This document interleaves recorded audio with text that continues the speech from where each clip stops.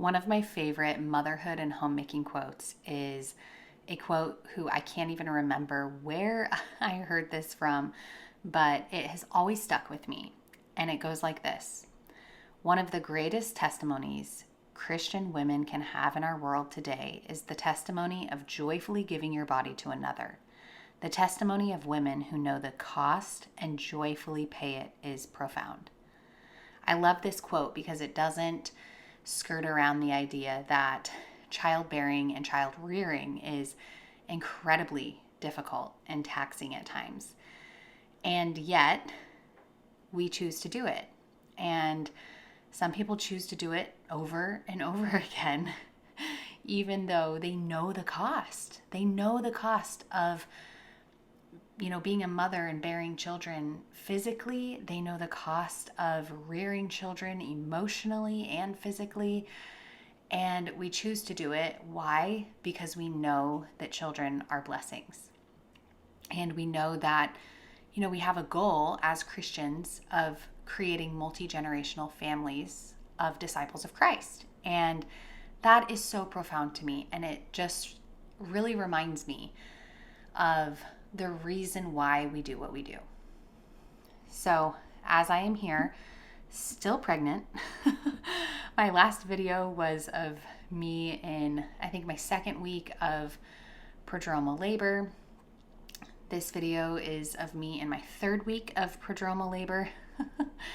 And it can be tough. And so I'm just going to take you on just a simple homemaking day. Nothing super profound to talk about today, other than just sometimes you just have to decide that it's going to be hard, but it's worth it to just keep doing. What does Elizabeth Elliot say? Just do the next thing, do the next right thing. Just do the next right thing. That's all we can do. So I still have not had this baby. And it's okay because I'm, only 39 weeks pregnant. I'm just over 39 weeks pregnant as I'm recording this. And so I haven't even hit my due date. But when you are going through 3 weeks of prodromal labor and early labor symptoms, it can be really tough. The sleepless nights and, all the discomforts and things like that. And I had a 24-hour period right before this day that I'm filming right now, where I let myself just wallow. I was going to say relax. And while I did relax-ish, I have young children that I'm tending to, so you can only relax so much. Really, if I'm honest with myself, I was wallowing. And I was letting myself just, I guess, kind of be lazy because, I'm uncomfortable. And there's all these things, and I'm tired. I'm beyond tired. And so there were 24 hours where I did that. And then I decided, you know what? That day was still incredibly rough. And so I might as well have a rough day, but be getting things done. And so today I woke up, I got up and I got ready. I put makeup on. My hair looks a little crazy by the end of this video, but that's okay. I got up and I got ready for the day, and I decided I'm just going to keep things in the kitchen moving. I have no idea if we're even going to be able to eat them, but we'll be able to save them nonetheless if I do happen to go into labor. And so I just started doing things. And so you'll see in this video, I'm making bread. I am making yogurt bark, which ended up being kind of a fail, but that's okay. I learned a couple things. Overnight oats, which I think I made in a recent video, and making dinner first thing in the morning because I know later tonight I'm not going to feel like it. And just, again, keeping things going in the kitchen and around the house, doing all my normal homemaking things just as if it were another day, because that's what it is. It's another day of homemaking. Okay, so the bread that you saw me making is just a regular yeasted bread machine sandwich loaf. And it's not sourdough. I thought about doing sourdough, starting sourdough today, but I decided I didn't want to do that. And so I just whipped out the bread machine and decided to make a sandwich loaf.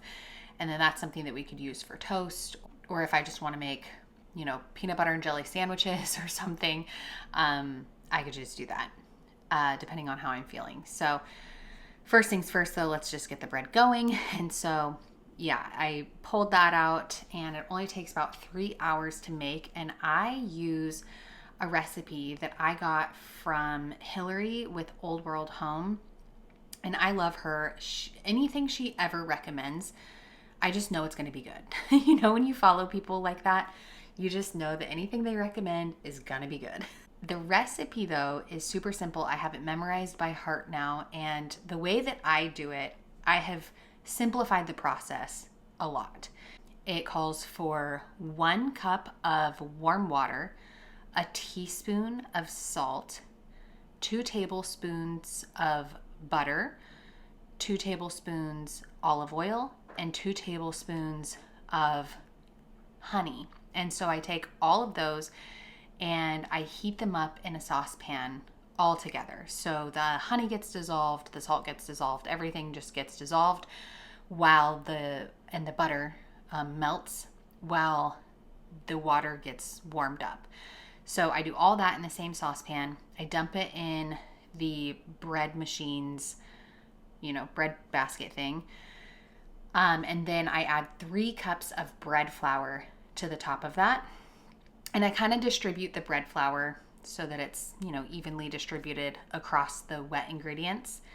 Then I make a little divot for the yeast, and then I put the yeast inside that little hole, put it in the bread machine, start it. The settings that I do on my bread machine are light for the color, and then I think it's like 600 grams or something is the option. For every bread machine is different, but it's just like the basic sandwich bread loaf. So anyways, that's what I do. It takes 3 hours, and it is the most delicious sandwich bread. It's exactly how you want sandwich bread. It's like that pillowy, soft, and like durable sandwich bread that, I don't know, I grew up on Wonder Bread, and that's what it reminds me of. Then I got started on some yogurt bark. So it's kind of like a chocolate bark situation that you would make, but instead of chocolate, you use yogurt. And I had some yogurt that was about to go bad in my fridge, and so I was like, okay, well, I've been seeing this yogurt bark, and so I want to try that. And so what I did, I didn't follow any recipe or anything. I just did what we usually do for our yogurt in the mornings if we have that for breakfast. And so it's just regular Greek yogurt. I use the Fage, it's like the full fat one. And sometimes I make my own Greek yogurt too, and I have the little strainer. I haven't been doing that. I calculated it out, and by the time I make the yogurt in the Instant Pot, strain it out, it actually isn't all that cheaper, if cheaper at all. So anyway, I guess it depends on what kind of milk you get too. So nonetheless, I just use that store-bought yogurt, but it's really, really thick, and it's not flavored or anything. And so I doctor it up a lot. And so usually at like the beginning of the week, I will make a big, huge batch of yogurt. And so I'll dump like 2 of the containers of the Fage Greek yogurt in a big, huge bowl. And then I'll doctor it up. I'll add some stevia to it. I have no measurements. I just go off of taste. So I add stevia, and then I add some kind of liquid component, whether it's milk or almond milk or whatever. And then that kind of thins it out so that it's nice and creamy and it's not so thick. And then I add vanilla extract and collagen powder. And then today, because I'm doing the yogurt bark, I added a little bit of honey to it too, just because I wanted that extra sweetness, because this is technically supposed to be a treat. So I just made my normal morning yogurt that I usually make, and then I spread it on a sheet tray, and I added some frozen blueberries and raspberries to that too. Then I spread it out on a sheet tray, and then I froze it for, I want to say like 20 minutes, just to get the top layer a little bit frozen. And then I added melted white chocolate chips to the top. So just melted white chocolate to the top, and then pepitas on top of that, pumpkin seeds on top of that. Now, I will say it was kind of a fail. I don't know if you can tell as I'm breaking it apart later in the video, but it's kind of a fail because I don't think I should have froze the yogurt bark before adding the white chocolate, because when I went to break it apart, the white chocolate was separating from the yogurt, and I just wanted it to be like a layer on top of the yogurt. And so some pieces had the white chocolate layer, and then some pieces it separated. So anyway, I think next time I do this, I will just kind of swirl the white chocolate into the top. Also, you could totally just omit the white chocolate altogether. It's not necessary. I have a ton of white chocolate chips that I got from Azure Standard that they're like the allergen-free kind, and to be honest, I don't love them. I love the regular allergen-free chocolate chips from Azure Standard, but I don't love these white chocolate ones. So I'm trying to find ways to use them. And I thought this would be the perfect opportunity. In any case, it's gonna get eaten. It was pretty good. It's a nice little treat, I will say that. So the next thing that I whipped up was my overnight oats, which I did make pretty much the exact same recipe in a previous video, a recent video. But I also don't think I did a great job of explaining exactly what I put in it. So I'm going to try and do a better job of that today. But it's just the classic like brown sugar maple oatmeal, but I do it overnight oat style. So I just combine all the ingredients together and then put it in the fridge, let it sit overnight, and I keep a big batch of that in the fridge, and we'll eat on that all week. I always keep sprouted oats on hand because I think that you should still soak sprouted oats, but it's less necessary in order to have, the digestibility component of oats when they're sprouted.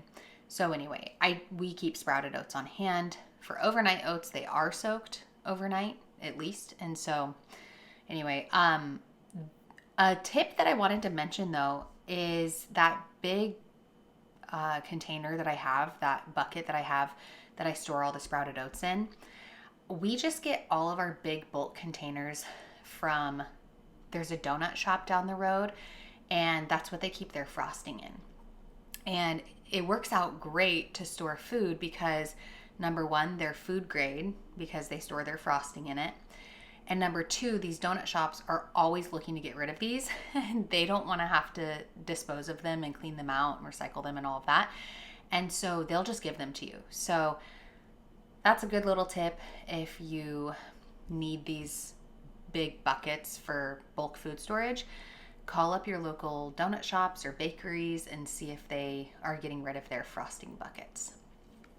Okay, so what I put in the overnight oats are sprouted oats. I don't have measurements because I just do it all to taste, but I'll give you kind of an idea of what the consistency should look like.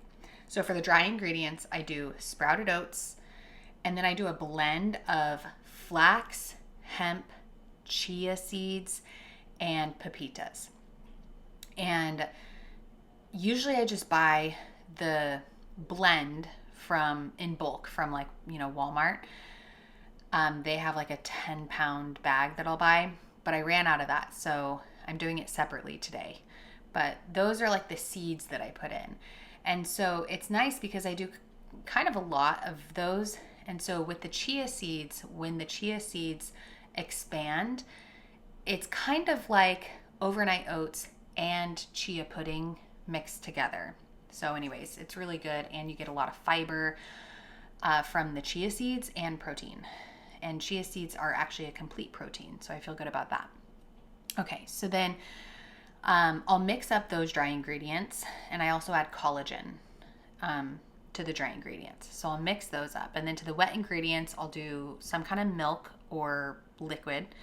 And then I do maple extract and vanilla extract, again, just to taste. And then I do brown sugar and maple syrup as the sweeteners. And again, this gives a really good classic oatmeal flavor, just maple brown sugar flavor.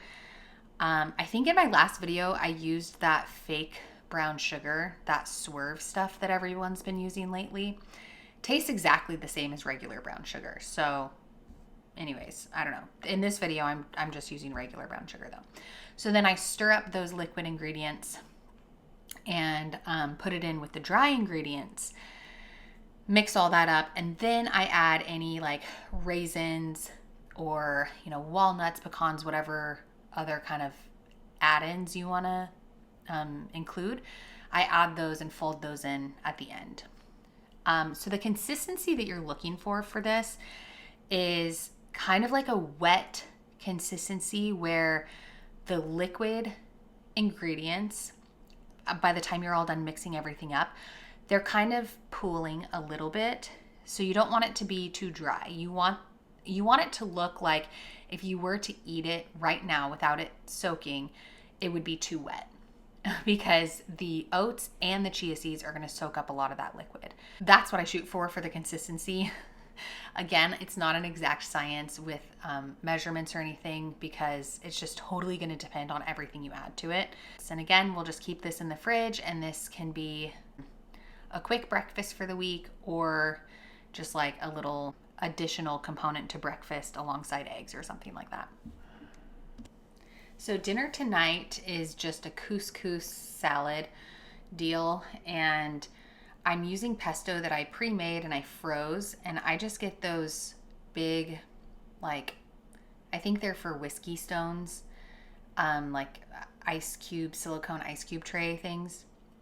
And I will freeze batches of homemade pesto that I make. And it's so nice because for a situation like this where I want to pull together a quick, easy meal, I can just pull out my pre-made pesto and defrost it and throw it into like a couscous salad or an orzo salad or, saute whatever I want pesto on. It makes it so easy.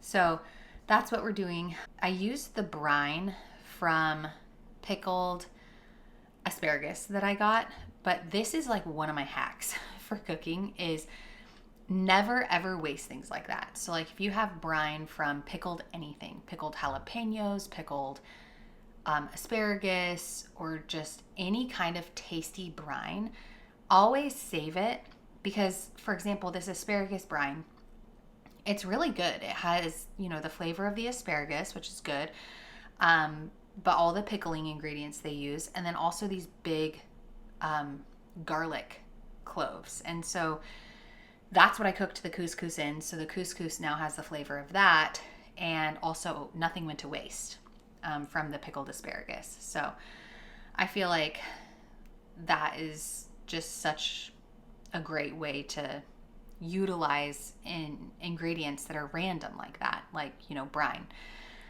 You could do this with rice or quinoa or any other grain that you make too. So that's what I did. And then I just threw in kind of things that I had on hand. Black beans, red onion, sweet potato, spinach. Yeah, and then that pesto. Oh, and I added some lime juice to the pesto as well. All right, so I will leave you with this. Just some words of encouragement.